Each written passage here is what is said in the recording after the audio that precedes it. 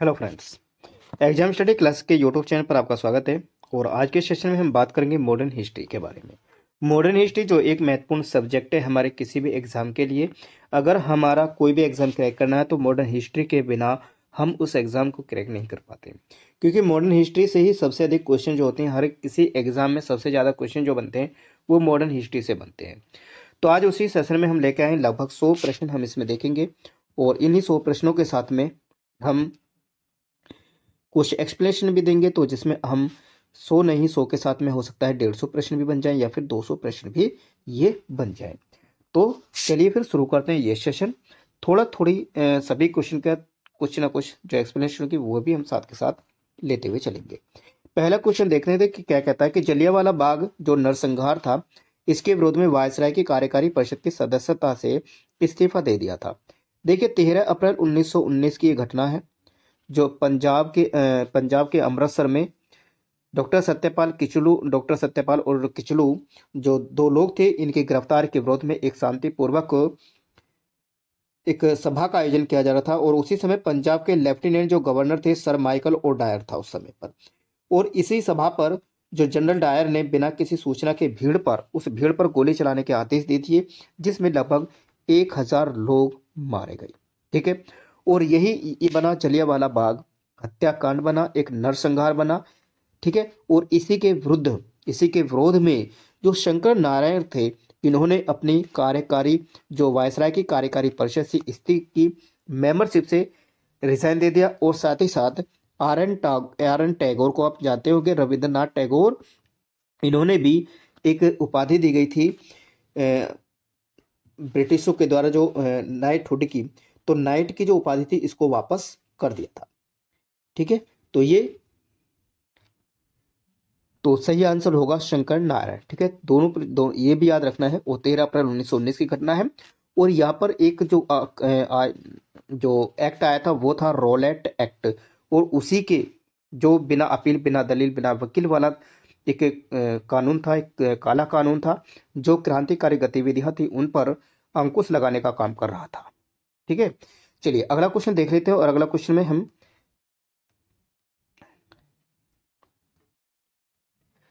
अगला क्वेश्चन है, भारत छोड़ो आंदोलन के दौरान सविनय अवज्ञा आंदोलन के सर्वव्यापी अभियान के लिए गांधी के प्रस्ताव का सबसे प्रबल समर्थक कौन था? सही आंसर जो होगा इसमें होगा सरदार वल्लभ भाई पटेल, यानी कि ऑप्शन नंबर बी यहाँ पर करेक्ट आंसर होगा। ठीक है। सरदार वल्लभ भाई पटेल। भारत छोड़ो आंदोलन कब होता है? 1942 का है। ठीक है। ये आपको ईयर भी याद रखना होगा। अगला क्वेश्चन देखिए, निम्न में कौन नेता असहयोग आंदोलन का हिस्सा नहीं था? देखिए असहयोग आंदोलन, ठीक है, असहयोग आंदोलन जो 1920 से लेकर के 1922 तक ये चलता है। ठीक है। असहयोग आंदोलन। और ये असहयोग आंदोलन जो था, इसका जो निर्णय चलाए जाने का निर्णय था वो 1920 में लिया गया था। लाला लाजपत राय की अध्यक्षता में कांग्रेस अधिवेशन हुआ था। कोलकाता का एक विशेष अधिवेशन बुलाया गया और वहां पर ये प्रस्ताव लिया गया था। ठीक है। महात्मा गांधी ने असहयोग का जो प्रस्ताव था ये स्वयं उन्होंने पेश किया था। ठीक है। तो यहाँ पर असहयोग का अंश नहीं थे, कौन थे? तो यहाँ पर जो मोहम्मद अली जिन्ना है ये इसका हिस्सा नहीं थे। ठीक है।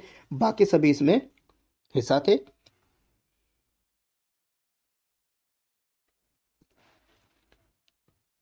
ठीक है। चलिए अगला क्वेश्चन देख लेते हैं। तो एम ए जिन्ना, मोहम्मद अली जिन्ना कौन सा बंगाल का सबसे क्रांतिकारी गुप्त संगठन था?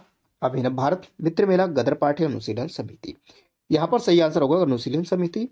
1902 में इसकी पी एन मित्रा के द्वारा इसको स्थापित किया गया था। ठीक है। तो अनुशीलन समिति थी। ठीक है। गदर पार्टी की बात कर लेते तो 1913 की है। ठीक है। 1913 में लाला हरदयाल, ठीक है, लाला हरदयाल, और साथ ही साथ लाला हरदयाल के साथ में अ, इसकी जो स्थापना है वो सैन फ्रांसिस्को। ठीक। तो इस प्रश्न का जो आंसर होगा अनुशीलन समिति 1902 में पी एन मित्र यानी कि परमथ नाथ मित्र के द्वारा इसको स्थापित किया गया था। अगला क्वेश्चन देखिए, इंडियन होम रूल लीग जो 1916 के पहले अध्यक्ष कौन थे? देखिए इंडियन होम रूल लीग, ठीक है, तो इसके जो पहले अध्यक्ष थे वो थे जोसेफ बापिस्टा। ऑप्शन नंबर ए यहाँ पर करेक्ट आंसर होगा, जोसेफ बापिस्टा। कौन महात्मा गांधी और उनके मिथक के लेखक है? ये एक बुक किताब है और इसके लेखक कौन है? तो इसके जो लेखक हैं महात्मा गांधी और उनके मिथक, इसके लेखक हैं मार्क शेपर्ड हैं। ऑप्शन नंबर बी यहाँ पर करेक्ट आंसर होगा, मार्क शेपर्ड। ठीक है, अगला क्वेश्चन देखें। जुलाई 1905 को बंगाल के विभाजन की घोषणा करने वाले पहले समाचार पत्र का नाम क्या था? देखिए जुलाई 1905 में 1905 में, ठीक है, 1905 में बंग भंग हुआ था। बंग भंग आप सभी जानते हैं, है ना, बंगाल का विभाजन हुआ था। ठीक है, तो इसमें की जो घोषणा, विभाजन की जो घोषणा करने वाले, जो सबसे पहले ये जो अखबार छपी, ये जो न्यूज थी, जो खबर थी, किस अखबार में छपी थी? ठीक है, स्वराज था, संजीवनी, कालांतर या फिर आनंद बाजार पत्रिका। ठीक है,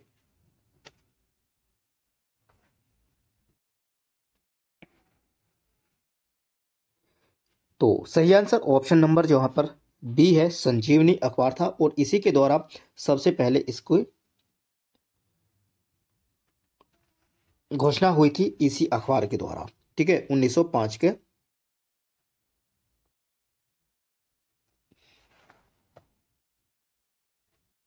ठीक है, और इसमें ये पूछा कि जो अखबार थे जिन्होंने इसका विरोध किया था, विरोध के फल के बारे में जो खबर छापी थी, जैसे संजीवनी है, एक अखबार, एक पेपर है हितवादी, हितवादी, ठीक है, और एक है बंगाली, एक बंगाली।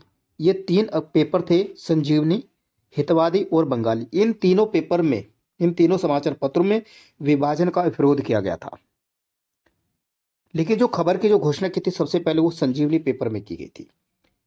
ठीक है,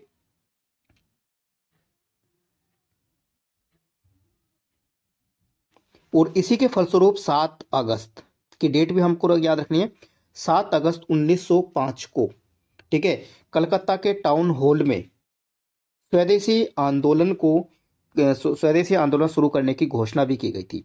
ठीक है, 7 अगस्त 1905 डेट जो है, इसी के को भी हमें याद रखना होगा, क्योंकि स्वदेशी आंदोलन जो चला था वो इसी के फलस्वरूप चला था, बंग भंग के विभाजन। ठीक है, देखिए पेन मेरा थोड़ा सही काम, प्रॉपर काम नहीं कर रहा है, तो आप एडजस्ट कर सकते हैं क्योंकि मैं बोल भी रहा हूं साथ में। चलिए अगला क्वेश्चन देख ले।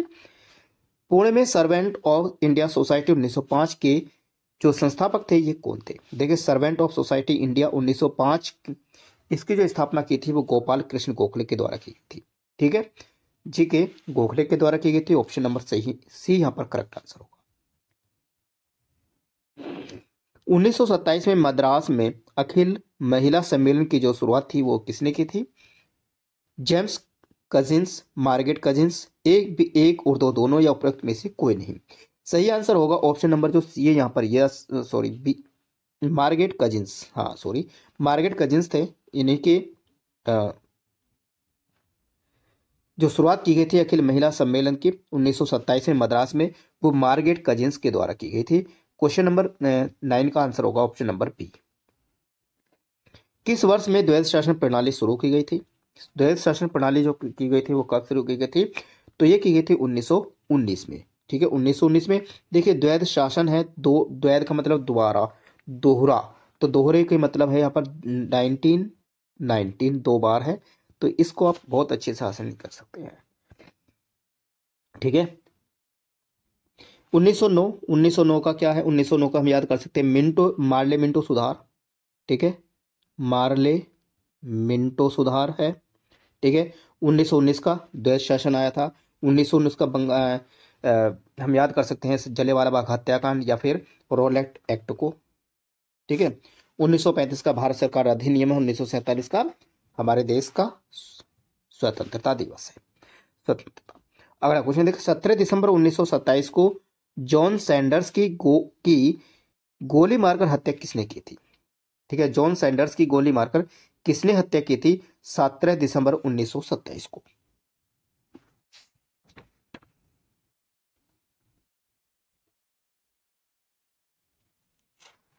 तो विपिन चंद्रपाल, मंगल पांडे, सुखदेव सिंह या फिर भगत सिंह। सही आंसर होगा option number D, Bhagat Singh के द्वारा। ठीक है, option number D Bhagat Singh के द्वारा 17 दिसंबर 1927 को जॉन सैंडर्स की हत्या कर दी गई थी, उनकी गोली मार कर दी। ठीक, चलिए अगला क्वेश्चन देखें। अगला क्वेश्चन पहुंचते हैं। मीर जाफर के मृत्यु के बाद बंगाल की गद्दी पर कौन बैठा था? मीर जाफर की मृत्यु के बाद में जो बंगाल की जो गद्दी थी उस पर कौन बैठा था? तो मीरान था, नज्म उद्दौला था, लॉर्ड क्लाइव था, शाह आलम द्वितीय था। सही आंसर होगा ऑप्शन नंबर बी, नज्म उद्दौला। ठीक है, नज्म उद्दौला जो थे यही था जो मीर जाफर की मृत्यु के बाद बंगाल की गद्दी पर बैठता है।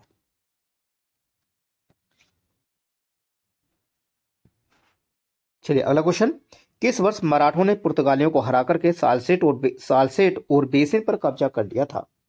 सालसेट और बेसिन पर कब्जा कर लिया था मराठों ने पुर्तगालियों को हरा करके।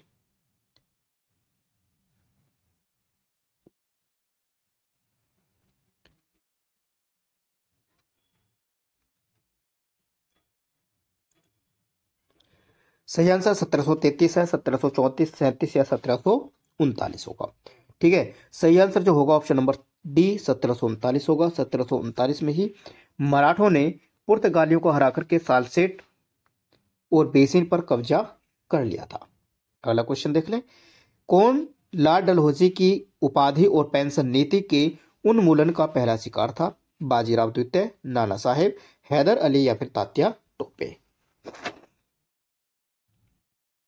सही आंसर ऑप्शन नंबर यहां पर जो होगा ऑप्शन नंबर बी यानी कि नाना साहेब होंगे। नाना साहेब ही थे जो लॉर्ड डलहौजी की उपाधि और जो पेंशन नीति थी उसका उन्मूलन करने वाले थे, का पहला शिकार थे। 1943 के बंगाल अकाल के समय निम्न में से कौन भारत का वायसराय था? Lord Irwin, Lord Linlithgow, Lord Wavell या फिर Lord Wellesley? Option number B, Lord Linlithgow. तो ये थे लॉर्ड लिनलिथगो। 1943 का बंगाल में अकाल पड़ा था, उस समय ये वायसराय थे। क्वेश्चन नंबर 16 है। फरवरी 1928 में आयोजित सर्वदलीय सम्मेलन के अध्यक्ष कौन थे? मोतीलाल नेहरू, M.A. अंसारी, सुभाष चंद्र बोस या M.K. गांधी? सही आंसर जो सर्वदलीय सम्मेलन हुआ था 1928 में, इस समय पर डॉक्टर M.A. अंसारी जो थे वो सर्वदलीय सम्मेलन के अध्यक्ष थे। Option number B is the correct answer होगा। 1942 में भारत छोड़ो आंदोलन शुरू होने का जो मुख्य कारण था वो क्या था? 1942 में भारत छोड़ो आंदोलन जो हुआ था इसका जो मुख्य कारण था वो क्या था? क्रिप्स मिशन की विफलता थी, साइमन कमीशन की रिपोर्ट थी, लोगों के बीच गंभीर अशांति थी या फिर द्वितीय विश्व युद्ध में ब्रिटिश शामिल होना? ठीक है, सही आंसर जो होगा ऑप्शन नंबर जो क्रिप्स मिशन था इसी की विफलता थी। इसी की विफलता के कारण भारत छोड़ो आंदोलन 1942 को प्रारंभ किया गया था। ठीक है,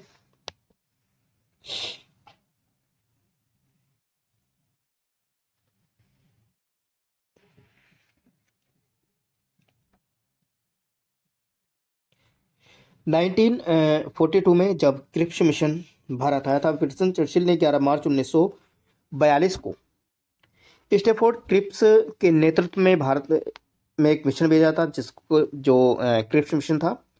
और इसके आधार पर क्या था कि जो युद्ध के बाद में भारत को डोमिनियन राज्य का दर्जा और संविधान निर्मात्री जो परिषद थी उसे बनाने का प्रस्ताव था।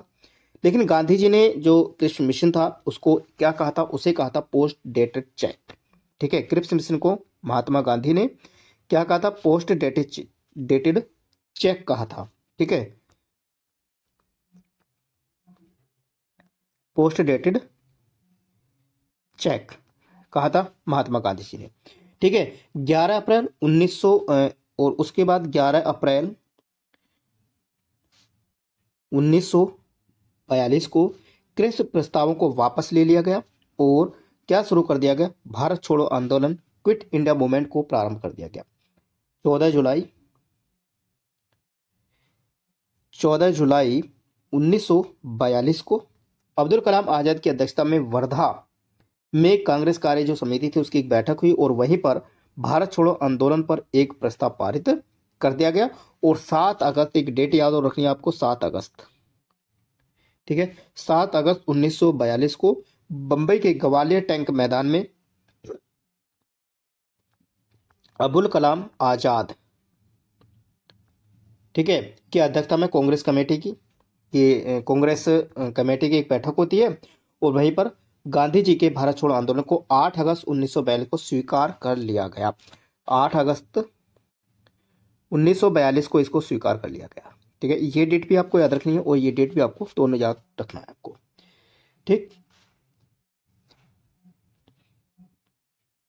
और यहीं पर करो मरो का जो नारा था वो दिया था महात्मा गांधी ने। कांग्रेस के किस अधिवेशन में पूर्ण स्वराज की मांग को कांग्रेस के लक्ष्य के रूप में स्वीकार किया गया था? कलकत्ता, लाहौर, नागपुर या फिर मद्रास? सही आंसर होगा ऑप्शन नंबर बी, लाहौर में। पूर्ण स्वराज की जो मांग की गई थी वो लाहौर अधिवेशन था। लाहौर अधिवेशन में ही पूर्ण स्वराज की मांग को कांग्रेस ने एक लक्ष्य के रूप में अपनाया था।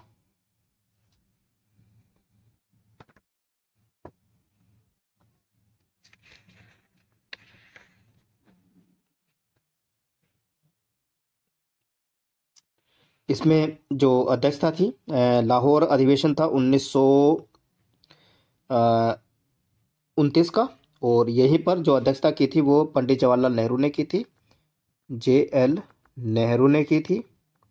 ठीक है, और ये जो कहाँ पर हुआ था? रावी नदी के तट पर।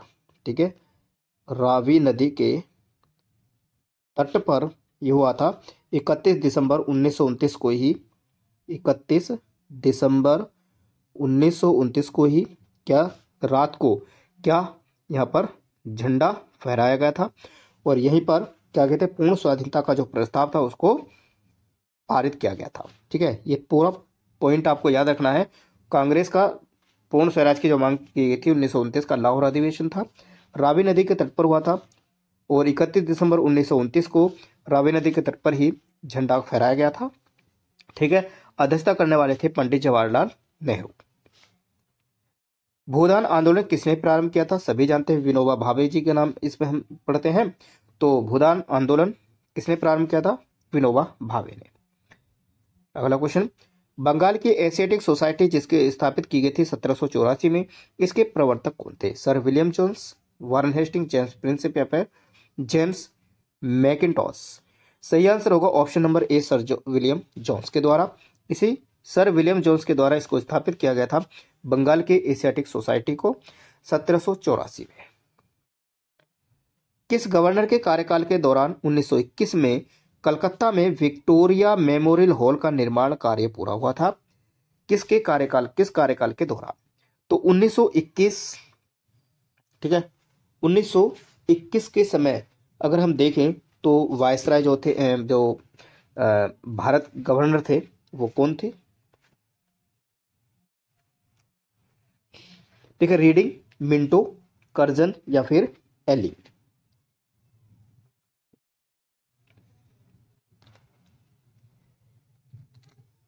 देखिए, लॉर्ड हॉर्डिंग के बाद में ये बनते हैं कौन? लॉर्ड चैम्सफोर्ड, और इसी के बाद में फिर बनते हैं लॉर्ड रीडिंग। ठीक है, तो लॉर्ड रीडिंग जो थे इन्हीं के समय पर ही कलकत्ता में विक्टोरिया मेमोरियल हॉल का निर्माण किया गया था। उसी समय पर 1921 से इनका जो कार्यकाल है वो 1921 से लेकर के 1926 तक का इसका कार्यकाल है लॉर्ड रीडिंग का। ठीक है, और इन्हीं के समय पे कौन है? प्रिंस ऑफ वेल्स का भारत आगमन होता है, और प्रिंस ऑफ वेल्स इनका जो भारत आगमन होता है, और इन्हीं के समय की घटना है 1900, ठीक है, कलकत्ता में विश्व भारती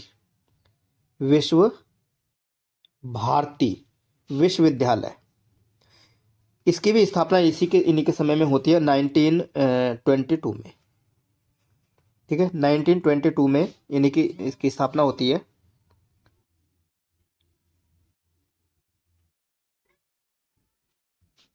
विश्व भारती विश्वविद्यालय की।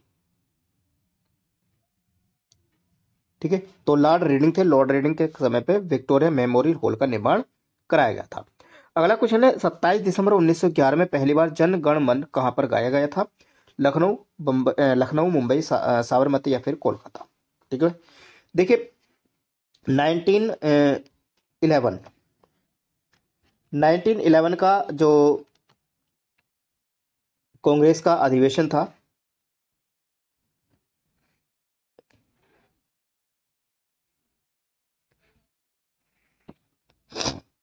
तो इसी समय पर जो होता है कलकत्ता में होता है, और कलकत्ता में ही सबसे पहले जन गण मन जो भारत का राष्ट्रीय गान है बना बाद में, और इसको यहाँ पर गाया गया था 1911 के अधिवेशन में। ठीक है,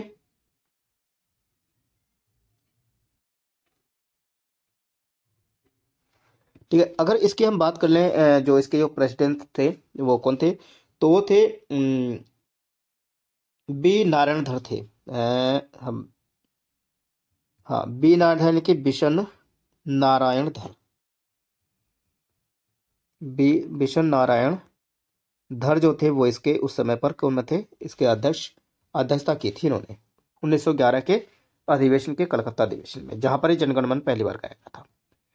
भारत का पहला समाचार पत्र किसने शुरू किया था, तो भारत का पहला जो समाचार पत्र शुरू किया था वो जेम्स हिक्की ने किया था। ठीक है, बताइए कौन सा अखबार था ये पेपर। 1857 में किसने इलाहाबाद के आपातकालीन मुख्यालय बनाया था, Canning Cornwallis Wellesley William Bentinck. सही आंसर को ऑप्शन नंबर ए यानी कि लॉर्ड कैनिंग थे। इन्होंने ही 1857 में इलाहाबाद को एक इमरजेंसी हेडक्वार्टर बनाया था। भारतीय भाषा में 1857 के विप्लव के कारणों पर लिखने वाले जो पहले भारतीय थे वे कौन है, तो यह है Syed Ahmad Khan. Option number A is the correct answer. 1857 के जो विप्लव हुआ था, 1857 की जो क्रांति थी उसके बारे में के कारणों के बारे में लिखने वाले पहले भारतीय थे सैयद अहमद। तथाकथित प्रथम राष्ट्रीय स्वतंत्रता संग्राम न प्रथम न राष्ट्रीय और न ही स्वतंत्रता संग्राम था, ये कथन जो है किससे संबंधित है, किसने कहा है ये, तो ये कहने वाले हैं आर.सी. मजूमदार साहब। तो आर.सी. मजूमदार साहब ने ही 1857 की जो क्रांति होती है ये इसी को प्रथम भारतीय स्वतंत्रता संग्राम जो है ना भारतीय ना राष्ट्रीय और न ही स्वतंत्रता संग्राम था, इन्होंने ही ये कहा था। इन्हें किससे संबंधित। महारानी विक्टोरिया ने भारतीय प्रशासन को ब्रिटिश ताज के नियंत्रण में लेने की जो घोषणा की थी वो कब की थी, तो ये कब की थी, ये कही थी 1 नवंबर 1858 को। ठीक है, 1 नवंबर 1858 को की गई थी महारानी विक्टोरिया ने, क्योंकि 1857 की क्रांति के बाद में 1858 में जो भारत का जो प्रशासन था वो ब्रिटिश ताज के जो महारानी विक्टोरिया थे उसके हाथों में आ गया था।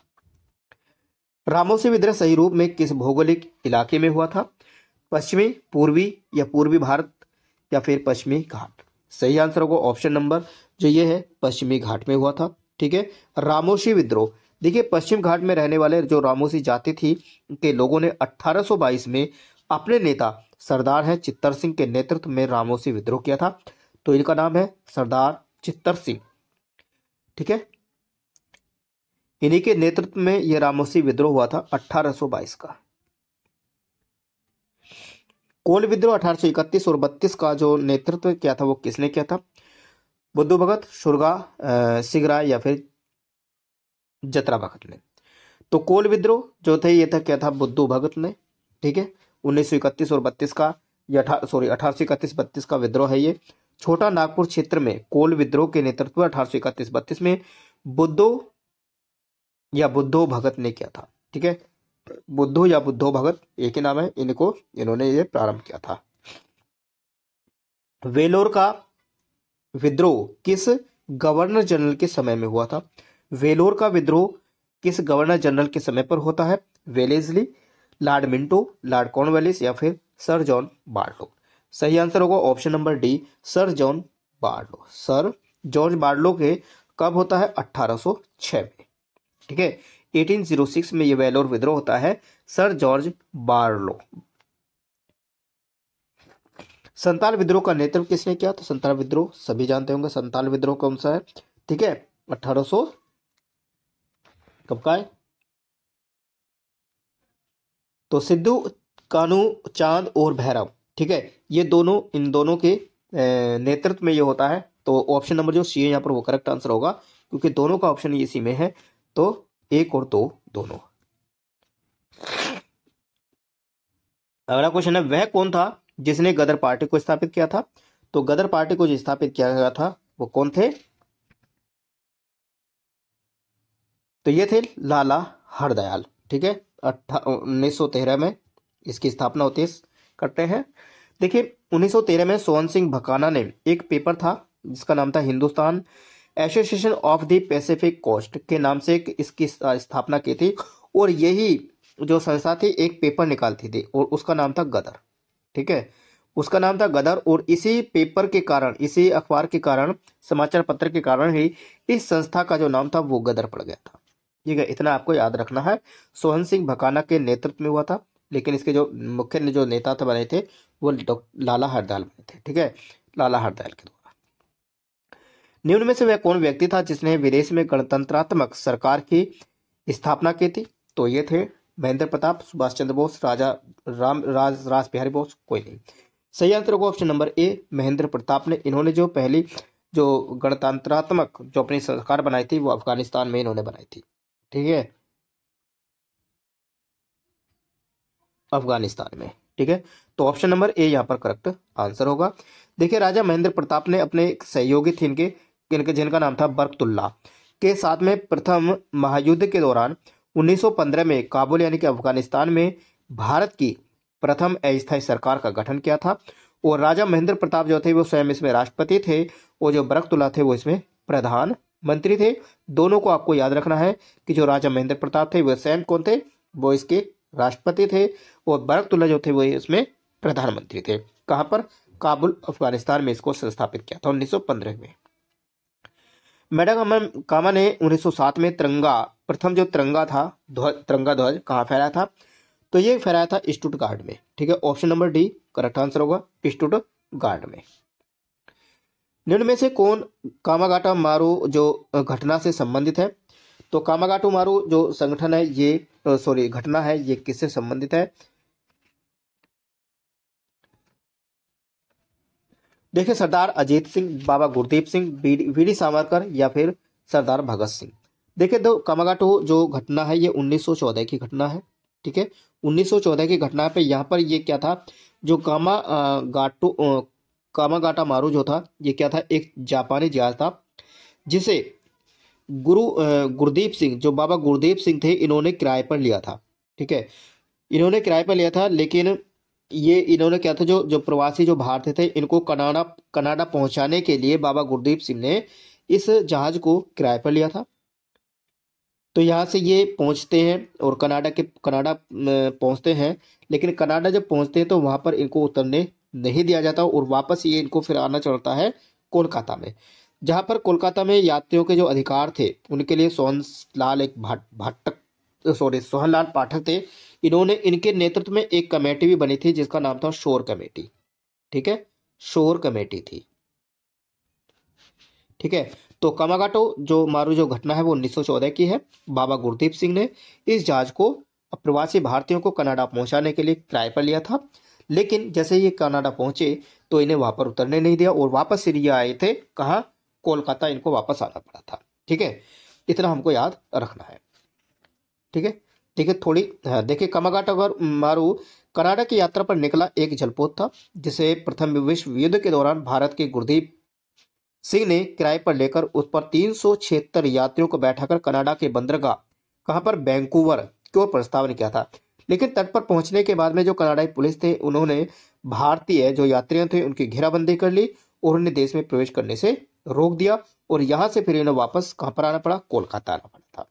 और इसी के लिए कमेटी बनी थी ये शोर कमेटी। राजा राम मोहन राय को राजा की जो उपाधि दी थी ये किसने दी थी? तो राजा राम मोहन राय को जो उपाधि दी थी ये अकबर ने दी थी। ठीक है, आसान सा प्रश्न है। इनमें से किस प्रख्यात समाज सुधारक ने ज्ञान योग कर्म और राजयोग नामक जो पुस्तकें हैं ये लिखी हैं? तो इन्हें लिखने वाले हैं स्वामी विवेकानंद जी। ठीक है, option number A correct answer होगा। सत्यशोधक समाज की जो स्थापना की थी वो किसने की थी? तो सत्यशोधक समाज की जो स्थापना करने वाले हैं वो है ज्योतिबा फुले। ठीक है, ज्योतिबा फुले हैं, इन्होंने ही इसकी सत्यशोधक समाज की स्थापना की थी। ठीक है, अगला क्वेश्चन, 19वीं सदी के महानतम जो पारसी समाज सुधारक थे ये कौन थे? तो ये जो थे ये हैं बहराम एम मालाबारी। मेहराम एम मालाबारी जो है ये हैं पारसी समाज के सुधारक थे। देखिए इन्होंने बाल विवाह के खिलाफ और विधवा विवाह के समर्थन के लिए एक परिपत्र का संपादक किया था, जो 1891 का सम्मति आयु अधिनियम के एज ऑफ कंसेंट एक्ट बना इन्हीं के प्रयासों से। ये पूछा जाता कि एज ऑफ कंसेंट एक्ट जो था ये किसकी प्रयासों से आया, तो बहराम एम मालाबारी है, इन्हीं के प्रयासों से इसको लाया गया था। महात्मा गांधी ने भारत में अपना पहला जो जनभाषण था वो कहाँ पर दिया था? देखिए पहला जनभाषण 1915 में भारत आने के बाद में महात्मा गांधी ने सबसे पहला जनभाषण दिया था, और ये दिया था वाराणसी में। ठीक है, वाराणसी में अपना भाषण देते हैं, जब वाराणसी जो में BHU के यूनिवर्सिटी जो बनारस हिंदू यूनिवर्सिटी, ठीक है, इसके उद्घाटन समारोह के अवसर पर दिया था 1916 में, फरवरी 1916 में। ठीक है, अगर पहला जनभाषण दिया है, ठीक है, तो ये वाराणसी होगा। कोई भी यहाँ चंपारण मत लगा देना, चंपारण ये पेन का पहला सत्याग्रह है भारत में, उससे पहले तो इन्हें साउथ अफ्रीका में किया है। अगला क्वेश्चन, चंपारण आंदोलन में से कौन संबंधित नहीं है? राजेंद्र प्रसाद, अनुग्रह नारायण सिंह या JB कृपला ने जयप्रकाश नारायण? तो इनमें जो संबंधित नहीं है तो जयप्रकाश नारायण जी हैं, क्योंकि ये हैं क्विट इंडिया मूवमेंट से, जो क्विट इंडिया मूवमेंट के दौरान इन्होंने भूमिगत रह करके आंदोलन को सफल बनाने में मदद की थी। लेकिन डॉक्टर राजेंद्र प्रसाद, अनुग्रह नारायण सिंह और JB कृपला ने ये सभी के सभी 1917 का जो चंपारण आंदोलन है उससे संबंधित है। चंपारण कृषि जांच समिति के सदस्य निम्न में से कौन था? ठीक है, कौन नहीं थे, सॉरी कौन नहीं है, तो FG सलाई है, DJ रीड है, अनुग्रह नारायण सिंह है, या फिर महात्मा गांधी है। तो इसमें महात्मा गांधी तो है ही, लेकिन जो अनुग्रह नारायण है वो इसके सदस्य नहीं थे। देखिए चंपारण कृषक जो जांच समिति के जो अध्यक्ष हैं वो FG सलाई थे, और इसके जो मेंबर थे वो DJ read, Mahatma Gandhi, LG आदमी, राजा हरीश प्रसाद नारायण सिंह और जी रैनी है। जबकि MEL जो टेनर है ये इसके सेक्रेटरी थे, ये इनके सचिव थे। ठीक है, अनुग्रह नारायण का संबंध इनसे नहीं है। दक्षिण अफ्रीका में से लौटने के पश्चात महात्मा गांधी ने पहला सफल सत्याग्रह आरंभ किया था। तो सफल सत्याग्रह कहां पर प्रारंभ किया था? तो ये सभी जानते हैं 1917 का चंपारण सत्याग्रह, ऑप्शन नंबर C।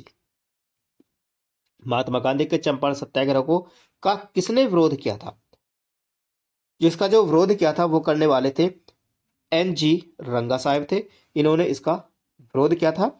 NG रंगा ने महात्मा गांधी के चंपारण सत्याग्रह का विरोध किया था, जबकि रविंद्रनाथ टैगोर ने चंपारण सत्याग्रह के दौरान ही इन्हें क्या महात्मा की उपाधि दी थी।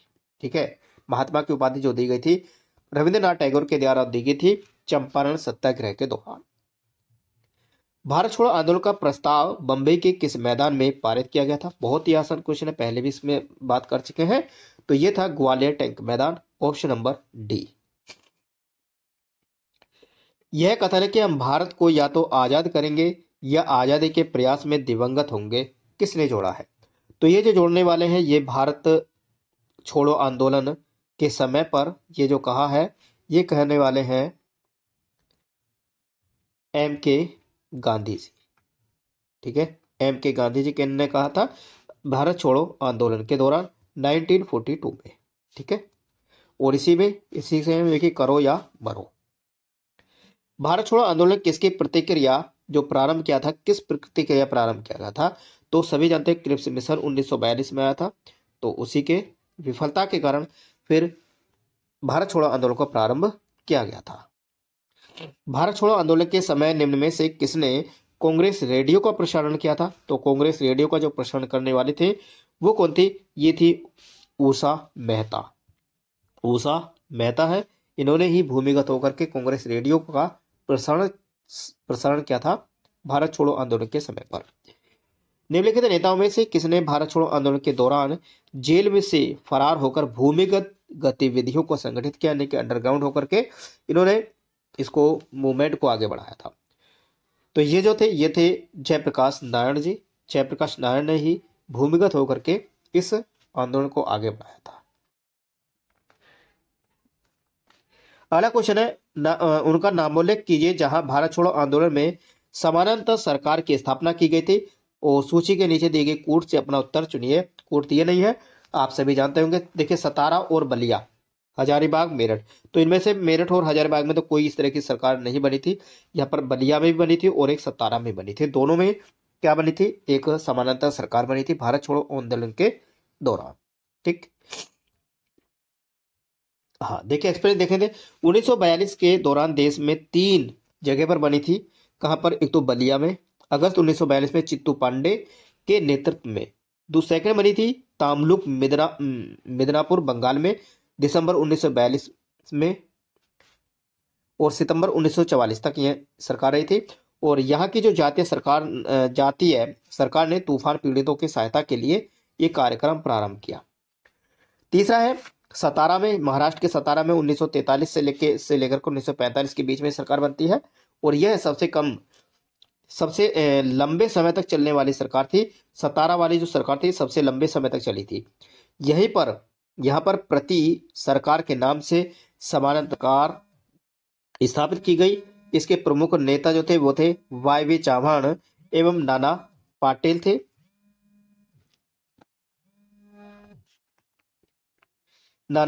और इसके अतिरिक्त उड़ीसा के तलचर में भी कुछ समय के लिए समांतर सरकार बनी थी। ठीक, तो ये एक्सप्लेनेशन को एक बार जरूर पढ़ लें, जिससे आपको और भी फैक्ट अच्छे से तैयार हो जाए। अगला क्वेश्चन है, भगत सिंह ने सेंट्रल असेंबली में जो बम फेंका था वो फेंका था किसके साथ फेंका था? चंद्रशेखर के साथ, सुखदेव, बटुकेश्वर दत्त, या फिर राजगुरु के साथ में? तो सेंट्रल असेंबली में जो बम फेंका था भगत सिंह ने, वो बटुकेश्वर दत्त के साथ में फेंका था। ऑप्शन नंबर जो सी है यहाँ पर वो करेक्ट आंसर होगा। 1929 में। तो भगत सिंह बटुकेश्वर दत्त ने 8 अप्रैल 1929 को केंद्रीय विधानसभा में बम फेंका था। ठीक है, question number option number C यहाँ पर करेक्ट आंसर होगा। अगला क्वेश्चन, हिंदू HSRA की जो स्थापना होती है वो कब होती है? 1919, 1927, 1926, 16, 1928 में। तो ये होती है 1928 में। 1928 में होती है इसकी स्थापना। और दिल्ली के तालकटोरा स्टेडियम में ये एक सभा का आयोजन होता है। और चंद्रशेखर आजाद का नाम हम यहाँ पढ़ते हैं, चंद्रशेखर आजाद का नाम हम पढ़ते हैं। और चंद्रशेखर आजाद के नेतृत्व में 1928 में HSRA की स्थापना की गई थी। भारतीय राष्ट्रीय कांग्रेस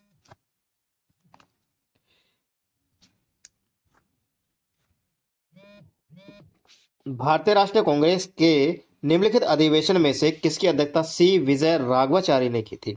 1916 का अधिवेशन, 1920 का, 1922 का, इनमें से कोई नहीं। तो 1920 का जो अधिवेशन हुआ था, नागपुर अधिवेशन, इसकी जो अध्यक्षता की थी वो वी राघवाचारी ने की थी, वी विजय राघवाचारी ने। और जो लखनऊ अधिवेशन है 1916 का, इसकी स्थापना करने वाले हैं अंबिका चरण मजूमदार।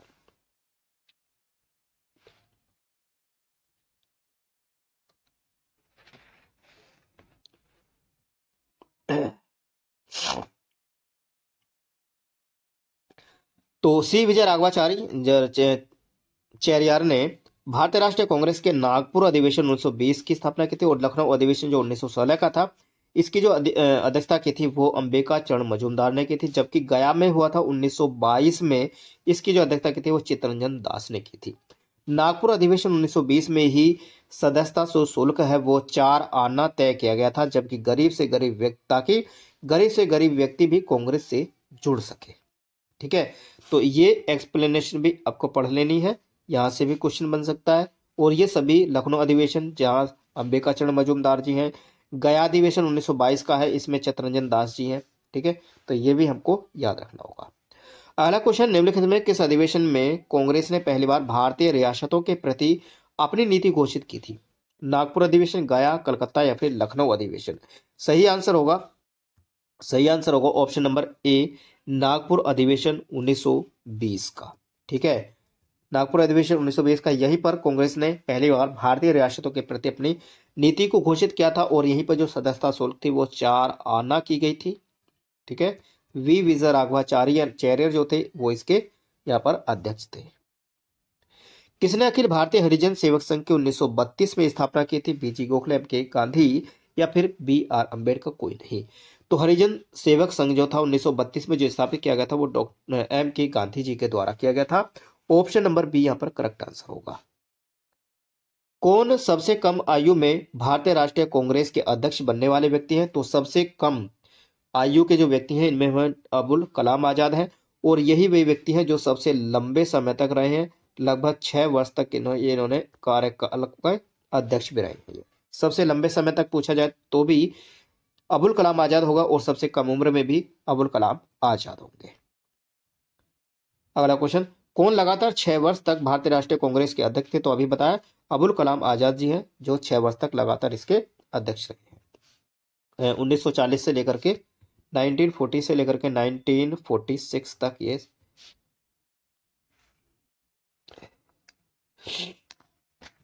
अगला क्वेश्चन, शेर ए पंजाब के नाम से इनमें से कौन मशहूर है? तो शेर ए पंजाब के नाम से आप सभी जानते हैं, शेर ए पंजाब के नाम से है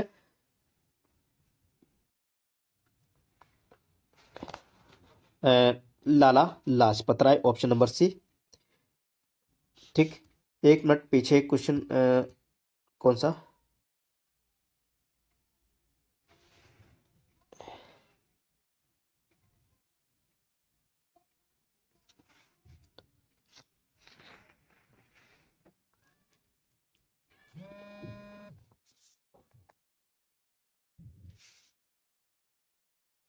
हाँ, तो 1940 से 40, हाँ 46-45 तक ये अध्यक्ष रहे हैं। ठीक है, कहीं कहीं पर हम 46 भी पढ़ते हैं और कहीं कहीं पर हमें 45 भी मिलता है। ठीक है, 1945 भी, तो दोनों को कर लें।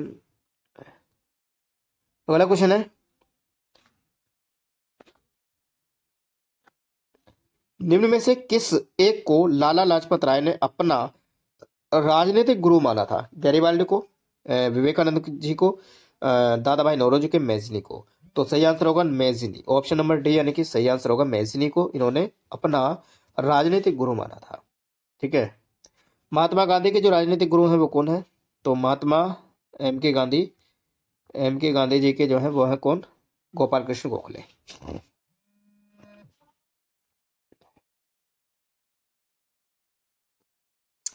क्वेश्चन नंबर 16, 59 चलिए दो डबल हो गया ये। देखिए, बीजी तिलक ने को सजा के पश्चात में निम्न में से किसने दया की वकालत की थी और कहा था कि संस्कृत के एक विद्वान के रूप में तिलक में मेरी दिलचस्पी है? तो ये कहने वाले थे डॉक्टर रविंद्रनाथ टैगोर। ठीक है, रविंद्रनाथ टैगोर ये कहने वाले थे कि संस्कृत के एक विद्वान के रूप में तिलक में मेरी दिलचस्पी है। ये कहा था रविंद्रनाथ टैगोर ने जब इनको 6 वर्ष की सजा हुई थी, और 6 वर्ष की सजा के बाद में। बाल गंगाधर तिलक जो लोकमान्य तिलक के नाम से जाने जाने लगे थे, कब? वे एक लोकप्रिय शिक्षक बने? नहीं, जब उन्हें सरकार ने रेड मर्डर केस में अभियुक्त बनाया था, उसी समय पर जब ये जेल से छूट करके बाहर आए थे तो इन्हें लोकमान्य तिलक के नाम से की उपाधि दी गई थी। ऑप्शन नंबर सी यहाँ पर करेक्ट आंसर होगा। तो ब्रिटिश सरकार ने बाल गंगाधर तिलक को पुणे के असिस्टेंट कलेक्टर रैंड की हत्या के मामले में अभियुक्त बनाया था, और तिलक को दोषी पाया गया और उन्हें 18 माह के कठोर कारावास की सजा दी गई। और वे जब जेल से बाहर आए तो सरकारी नायक यानी नेशनल हीरो के रूप में उभरे और इन्हें लोकमान्य की उपाधि दी गई थी।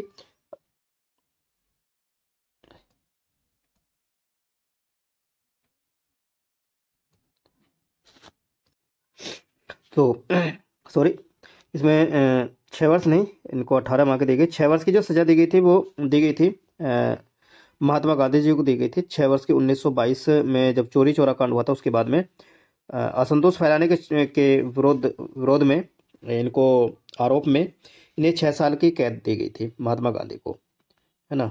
वो इनको नहीं दी गई थी बाल गंगाधर तिलक को, वो रैंड केस में तो इन्हें 18 वर्ष की ही कारावास हुआ था। चलिए चलिए, निम्न में से किसने सोम प्रकाश नामक जो अखबार था वो शुरू किया था? तो सोम प्रकाश जो अखबार है ये शुरू करने वाले हैं Raja Ishwar Chandra Vidyasagar. Option number B. Indian Opinion पत्रिका के जो पहले संपादक थे वो थे, तो ये थे मनसुख लाल नजर। इसको जो शुरू करने वाले थे वो महात्मा गांधी जी का ने किया था, और लेकिन इसके जो संस्थापक थे वो पहले भी थे मनसुख लाल नजर। ठीक है। इंडियन ओपिनियन महात्मा गांधी द्वारा दक्षिण अफ्रीका में वर्ष 1930 में प्रारंभ की गई एक पत्रिका थी, जिसके पहले जो संपादक थे मनसुख लाल नजर थे। वे नटाल कांग्रेस के सचिव थे और ये जो पत्रिका थी वो गुजराती, हिंदी, तमिल और अंग्रेजी में प्रकाशित होती थी। पूछा जाता कि इंडियन ओपिनियन जो अखबार था ये किस भाषा में प्रकाशित नहीं होता था, तो ये गुजराती, हिंदी, तमिल और अंग्रेजी में प्रकाशित होती थी ये। ठीक है। हिंदी का पहला समाचार पत्र उद्दंड मार्तंड जो था 30 मई 1826 को ये प्रकाशित हुआ था। तो कहां से हुआ था? पटना से, कलकत्ता से, इलाहाबाद से, फिर लखनऊ से। सही आंसर होगा ऑप्शन नंबर ए, कोलकाता से। देखो उद्दंड मार्तंड जो कौन थे? इसके जुगल किशोर। ठीक है। इसके जो प्रधान संपादक थे जुगल किशोर साहब हैं। ठीक है, जुगल किशोर। ठीक है। तो पहला समाचार पत्र था, इसका जो प्रकाशन था वो 30 मई 1826 को कोलकाता में एक साप्ताहिक पत्र के रूप में हुआ था और इसके प्रकाशन और संपादक जो थे जुगल किशोर शुक्ल थे। ठीक है। इनका संपादक पूछा जाता है कि संपादक कौन है, तो और कहां से प्रकाशित होता था? तो कोलकाता से। भारतीय द्वारा अंग्रेजी भाषा में प्रकाशित पहला समाचार पत्र था Hindu patriot, the Hindu, young India, native opinion. तो यहाँ पर होगा हिंदू पैट्रियट होगा। ऑप्शन के आधार पर देखें तो हिंदू पैट्रियट होगा, लेकिन जो पहला जो समाचार पत्र था अंग्रेजी भाषा का वो था बंगाल गजट। ठीक है। देखिए किसी भी भाषा द्वारा अंग्रेजी, भारतीय द्वारा अंग्रेजी में जो प्रकाशित जो पहला समाचार पत्र था वो गंगाधर भट्टाचार्य का एक साप्ताहिक पेपर था बंगाल गजट, ये पहला प्रकाशित हुआ था। लेकिन जो विकल्प देखें तो यहाँ पर विकल्पों में दिया गया हिंदी, हिंदू पैट्रियटिक है, तो यहाँ पर इसके हिसाब से हिंदू पैट्रियटिक ही होगा। इसका जो प्रकाशन वर्ष है वो 1853 है। ठीक है। इसके जो प्रथम जो संपादक थे वो गिरीश चंद्र घोष थे, हिंदू पैट्रियट के। तो 64 क्वेश्चन हमने तक कर लिया है और 100 क्वेश्चन देखने में। देखिए स्वदेश वाहिनी के संपादक थे, स्वदेश वाहिनी है, तो इसके जो संस्थापक है वो कौन है? तो इसके जो संस्थापक है वो है के रामकृष्ण पिल्ले हैं। साहब है ऑप्शन नंबर सी। गांधी जी द्वारा शुरू किया गया साप्ताहिक पत्र था हरिजन का पहला अंक 11 फरवरी 1933 को निम्न शहरों में से कहां से प्रकाशित हुआ था? तो ये जो प्रकाशित हुआ था वो हुआ था पूना, जो आज का पूना है, यहां से प्रकाशित हुआ था। ऑप्शन नंबर सी। 1920 में लाहौर से लाला लाजपत राय द्वारा उर्दू का कौन सा समाचार पत्र प्रारंभ किया गया था? तो उर्दू का जो समाचार पत्र प्रारंभ किया गया था लाला लाजपत राय जी के द्वारा, ये किया गया था वंदे मातरम। ऑप्शन नंबर ए।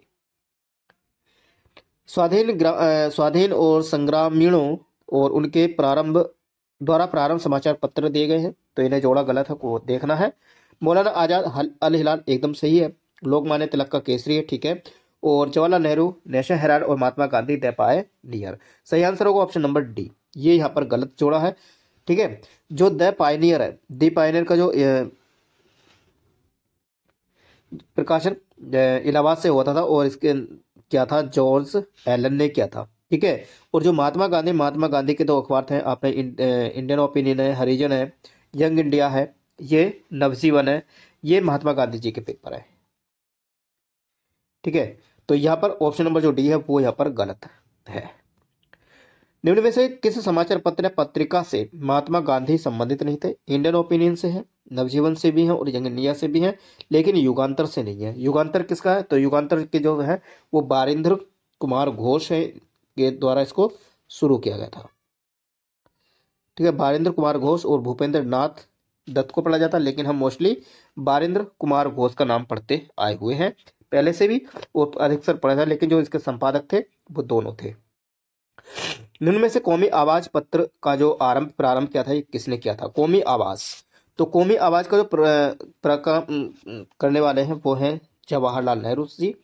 तो कौमी आवाज का एक उर्दू अखबार था और इसका जो प्रकाशन वर्ष है वो 1945 है। इसे जवाहरलाल नेहरू ने और रफ़ी अहमद किदवई द्वारा लखनऊ में प्रारंभ किया गया था। इसके संपादक जो पहले थे वो हयातुल्ला अंसारी थे। हयातुल्ला अंसारी इसके संपादक थे। ठीक। निम्न में से कौन सा सही सुमेल नहीं है? सही सुमेल नहीं है। बी.आर. अम्बेडकर इंडिपेंडेंट, बाल गंगाधर तिलक का केसरी है और एनी बेसेंट न्यू इंडिया और दादा भाई नौरोज के राफ्त गुफ्तार है। ठीक है। सही आंसर होगा ऑप्शन नंबर इसमें ए। ये यहाँ पर गलत है। जो इंडिपेंडेंट है ये किसका है? तो ये इंडिपेंडेंट है मोतीलाल नेहरू का, ML नेहरू। ठीक है, तो भारत के लिए स्वशासन की मांग करते हुए मोतीलाल नेहरू ने इंडिपेंडेंट नामक समाचार पत्र निकाला था। कॉमनवेल्थ किसका है? तो कॉमनवेल्थ आप सभी जानते होंगे एनी बेसेंट जी का है, कॉमनवेल्थ है।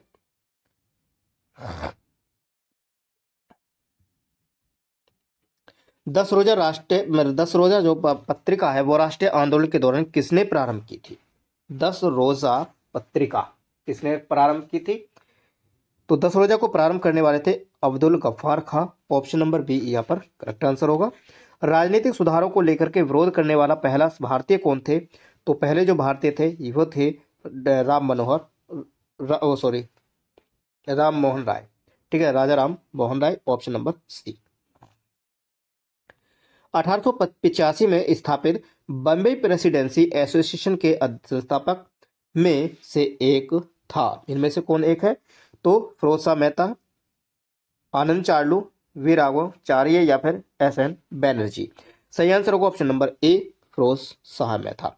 1885 में फिरोज शाह मेहता, बदरुद्दीन तैयब जी और KT तेलंग के प्रयास से ही बम्बई प्रेसिडेंसी एसोसिएशन की स्थापना हुई थी। तीनों का नाम हमें इसमें याद रखना होगा, फिरोज शाह मेहता, बदरुद्दीन तैयब जी और KT तेलंग। निम्नलिखित संस्थाओं में विचार करने हैं संस्थापक स्थापना वर्ष के सही कालानुक्रम में। ठीक है, तो बंग भाषा प्रकाशिका सभा है, लैंड होल्डर सोसाइटी है, और बंगाल ब्रिटिश इंडिया सोसाइटी है, और साथ में इंडियन लीग है। तो यहाँ पर ये इन सभी की हमें, तो इनको स्थापना वर्ष के सही कालानुक्रम में लिखना। देखिए, बंग भाषा प्रकाशिका जो सभा है इसकी जो स्थापना का वर्ष है वो 1836 होगा। लैंड होल्डर्स जो सोसाइटी है ये 1838 है, सभी जानते होंगे। बंगाल ब्रिटिश इंडिया सोसाइटी है, इसकी 1843, और साथ साथ इंडियन लीग ये 1875 होगी। तो 1 2 3 और 4 के साथ ही 1 2 3 और 1 2 3 4, ठीक है, इसी तरह से ये सब क्रम में है ये। ठीक है, यहाँ पर ये लिखा हुआ है। कलकत्ता में एशियाटिक सोसाइटी ऑफ बंगाल की स्थापना 1784 में किसने की थी? तो शायद एक क्वेश्चन रिपीट हुआ है, तो ये विलियम जोन्स होंगे, ऑप्शन नंबर बी। भारतीय राष्ट्रीय कांग्रेस की स्थापना कब हुई? सभी जानते हैं 1885 को भारतीय राष्ट्रीय कांग्रेस की स्थापना होती है। देखिए, भारतीय राष्ट्रीय कांग्रेस की स्थापना 1885 को A.O. ह्यूम के द्वारा की गई थी, जो एक अवकाश प्राप्त रिटायर्ड अंग्रेज थे। इसका जो पहला अधिवेशन था वो 20 दिसंबर 1885 को बंबई में गोकुलदास तेजपाल संस्कृत विद्यालय में आयोजित किया गया, और इसमें कुल 72 प्रतिनिधियों ने भाग लिया था। भारतीय राष्ट्रीय कांग्रेस के पहले अधिवेशन की जो अध्यक्षता की थी वो करने वाले थे व्योमेश चंद्र बैनर्जी, इनके WC बैनर्जी, और इसके जो पहले महासचिव थे वे स्वयं कौन थे? A.O. ह्यूम थे।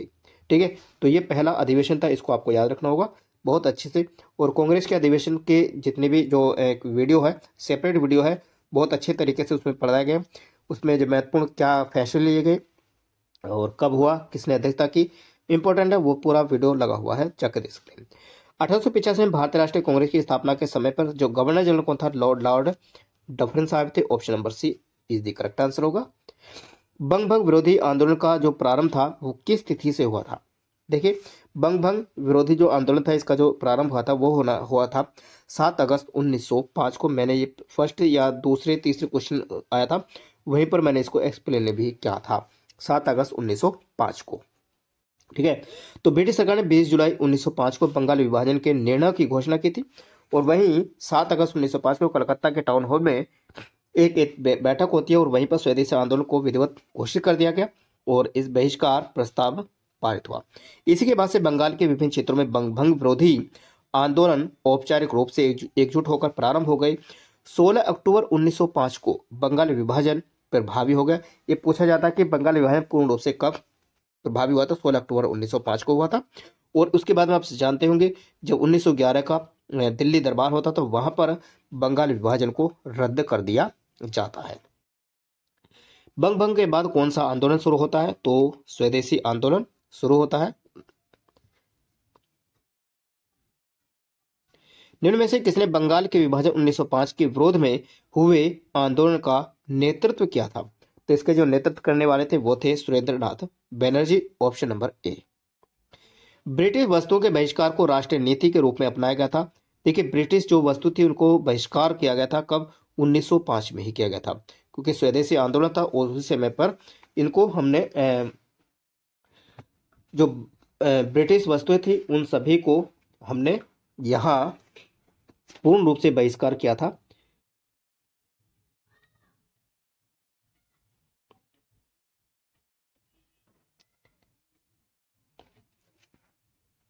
ठीक, 1905 में ही। तो ऑप्शन नंबर जो डी है यहाँ पर वो सही आंसर होगा।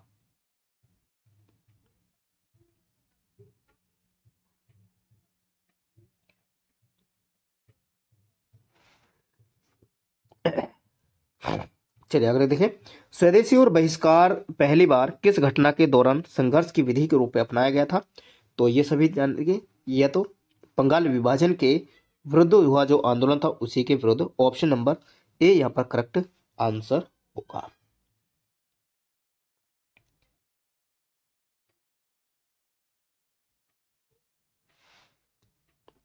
निम्न में से किसने स्वदेशी आंदोलन का नेतृत्व दिल्ली में किया था? तो दिल्ली में जो इसका नेतृत्व किया था वो कौन थे? तो वो थे सैयद हैदर राजा। सैयद हैदर राजा ने कहाँ से किया था? दिल्ली से इसका क्या था, इसमें कुछ जगह पर भी करने वाले, जैसे मद्रास का हम देखें तो मद्रास में जो करने वाले थे, मद्रास से करने वाले थे चिदम्बरम पिल्ले। कौन है? चिदम्बरम चिदम्बरम पिल्ले। और मुंबई या पूना, पूना और मुंबई यहां से करते हैं तिलक, और पंजाब से करते वाले हैं लाला लाजपत राय। ठीक है, तो ऑप्शन नंबर डी या करेक्ट आंसर होगा। अगला क्वेश्चन, जब भारत को स्वतंत्रता प्राप्त हुई थी तो यूके में निम्न में से किस एक पार्टी की सत्ता थी? तो सभी जानते होंगे लेबर पार्टी की सत्ता थी, और जो क्लीमेट एटली है वो वहां के कौन थे? प्रधानमंत्री थे। ठीक है, चलिए। ब्रिटिश सरकार ने जून 1948 को तक भारत छोड़ने की जो घोषणा थी वो कब की थी? तो ये जो घोषणा की गई थी वो की गई थी फरवरी 1947 में। ठीक है, फरवरी 1947 में ब्रिटेन के प्रधानमंत्री थे एटली क्लीमेट एटली। इन्होंने 20 फरवरी 1947 को हाउस ऑफ कॉमन्स में घोषणा की कि अंग्रेज जून 1948 के पहले ही उत्तरदायी लोगों को सत्ता स्थानांतरित करने के लिए के उपरांत भारत को छोड़ देंगे। ठीक है, तो ऑप्शन नंबर बी। भारतीय स्वतंत्रता अधिनियम द इंडियन इंडिपेंडेंस एक्ट जो ब्रिटिश संसद द्वारा पारित किया गया था, कब किया गया था? तो इसे पारित किया गया था 1947 के जुलाई में, जुलाई 1947 में। Option number B is the correct answer होगा। पहले अवसर पर भारत के प्रधानमंत्री की जो नियुक्ति की गई थी वो किसके द्वारा की गई थी? तो सभी जानते हैं, तो वो की गई थी गवर्नर जनरल के द्वारा। ऑप्शन नंबर ए यहाँ पर करेक्ट आंसर होगा। और रोलेट एक्ट लाने का जो क्या प्रायोजन था? तो ये था राष्ट्रीय और क्रांतिकारी गतिविधियों पर रोक लगाना। ये रोलेट एक्ट का ही प्रायोजन था। रोलेट एक्ट के संदर्भ में निम्न में से कौन से कथन सही है? रोलेट एक्ट सेडिशन कमेटी की सिफारिश पर आधारित था, और रोलेट एक्ट में गांधी जी ने होम रूल लीग का उपयोग करने का प्रयास किया था। सामरिक कम्युनिस्ट का आगमन के विरुद्ध हुए प्रदर्शन रोलेट एक्ट के साथ साथ हुए थे, तो ये यहाँ पर गलत है। ए और बी यहाँ पर दोनों सही हैं, दोनों ही यहाँ पर रोलेट एक्ट के संदर्भ में सही होंगे, ए और बी। देखिए, रोलेट एक्ट जो एक काला कानून था जिसे किसी भी व्यक्ति को संदेह के आधार पर गिरफ्तार किया जा सकता था। रोलेट एक्ट सेडिशन कमेटी की सिफारिश पर आधारित था, और इसका जो गठन था वो भारत में क्रांतिकारी गतिविधियों को दबाने के लिए किया गया था। 1919 में जब गांधी जी ने रोलेट एक्ट के खिलाफ सत्याग्रह की अपील की तो वे सभी लोग इसमें शामिल हुए जिन्हें होम रूल आंदोलन ने राजनीतिक रूप से जागरूक बताया था। साइमन आयोग ने भारत में 3 फरवरी 1928 को पहुंचा, जिसके विरोध में सभी प्रमुख नगरों कस्बों में हड़तालें रही और साइमन वापस जाओ के नारे भी लगाए गए थे। ठीक है, तो यहाँ पर ऑप्शन नंबर जो 1 और 2 कथन थे वो दोनों यहाँ पर सही थे। जब रोलेट एक्ट पारित हुआ था उस समय भारत का जो वायसराय था वो कौन था? तो उस समय पर भारत का वायसराय था Lord Chelmsford. Option number C. Lord Chelmsford 1916 से लेकर के 1921 तक का इसका कार्यकाल था। इस समय तक ये वायसराय रहा था। ठीक है, और इसी के समय 1919 में ही रॉलेट एक्ट पारित हुआ था। अखिल भारतीय राजनीति के गांधी का पहला जो साहसिक कदम था वो क्या था? तो पहला जो साहसिक कदम था राजनीति में पूछा है, वैसे नहीं चंपा नहीं लगाना, तो वो था क्या? रॉलेट एक्ट ही था, option number B. Rowlatt Act के विरोध में किसने लगान न देने का आंदोलन का सुझाव दिया था? तो इसका जो सुझाव दिया था लगान न देने का, उसी समय पर वो दिया था स्वामी श्रद्धानंद ने। तो क्वेश्चन 94 क्वेश्चन हो गए हैं। अब चलते हैं क्वेश्चन नंबर 95। काफी संख्या में लोग अमृतसर के जलियांवाला बाग में 13 अप्रैल 1919 को एकत्रित हुए थे गिरफ्तारी के विरोध में। किसके? पहले बता चुके हैं। तो डॉक्टर सैफुद्दीन किचलू और छत्रपाल, उत्तर पंजाब के लोकप्रिय नेता, और डॉक्टर सत्यपाल के विरुद्ध में इनकी गिरफ्तारी हो गई थी। और इसी के विरुद्ध में एक सभा हो रही थी जलियांवाला बाग में, और वहीं पर जनरल डायर ने इन पर गोलियां चलवा दी थी। किसके विरोध में रविंद्रनाथ टैगोर ने अपने नाइटहुड का परित्याग कर दिया था? तो करने वाले थे जलियांवाला बाग हत्याकांड के समय पर। हंटर आयोग की नियुक्ति की गई थी। तो हंटर आयोग को जो लाया गया था वो जलियांवाला बाग हत्याकांड जो हुआ था इसी की जांच के लिए हंटर आयोग लाया गया था 1990 में। तो क्वेश्चन ऑप्शन नंबर बी यहाँ पर सही आंसर होगा। लंदन में 13 मार्च 1940 को सर माइकल और डायर को गोली से मारा था। तो इसको जो मारा था वो मारने वाले थे Sardar Udham Singh. Option number D correct answer होगा। 13 मार्च 1940 को इन्होंने माइकल और डायर को लंदन में ही उसी घर में जाकर के गोली मारी थी। भारतीय स्वतंत्रता अधिनियम द इंडियन इंडिपेंडेंस जो एक्ट था ब्रिटिश संसद द्वारा पारित किया गया था। तो ये क्वेश्चन भी शायद रिपीट हुआ है। तो इसका जो आंसर होगा ऑप्शन नंबर जो बी है, जुलाई 1947 में। अगला क्वेश्चन देखिए, माउंटबेटन जो योजना थी 3 जून 1947 के अनुरूप ब्रिटिश संसद द्वारा जुलाई 1947 में भारतीय स्वतंत्रता अधिनियम जिसे द इंडियन इंडिपेंडेंस एक्ट पारित किया गया था, जिसमें भारत और पाकिस्तान नाम के दो डोमिनियन की स्थापना के लिए 15 अगस्त 1947 की तिथि को निश्चित की गई थी। और यह अधिनियम 18 जुलाई 1947 से प्रभावी हुआ था। तो क्वेश्चन नंबर 100 और इस सेशन का आखिरी क्वेश्चन होगा ये, भारत विभाजन के संदर्भ में 1947 में नियुक्त जो सीमा आयोग की जो अध्यक्षता की थी वो किसने की थी? तो वो थी रेड क्लिफ। भारत और पाकिस्तान के बीच में जो रेखा जो लाइन होगी, डिवाइडेड लाइन होगी, वो रेड क्लिफ के द्वारा, रेड क्लिफ लाइन है, उसकी अध्यक्षता भी रेड क्लिफ के द्वारा की गई थी। तो 17 अगस्त 1947 को भारत विभाजन के बाद में भारत और पाकिस्तान के बीच में सीमा बनाई गई थी और रेड क्लिफ जो थे वो उसके अध्यक्षता में सीमा आयोग के द्वारा रेखा का निर्धारण किया गया था और इसी को हम क्या कहते हैं? रेड क्लिफ लाइन कहते हैं। ठीक है, तो ये थे हमारे इस सेशन के 100 क्वेश्चन, मोस्ट इंपोर्टेंट क्वेश्चन है मॉडर्न हिस्ट्री के।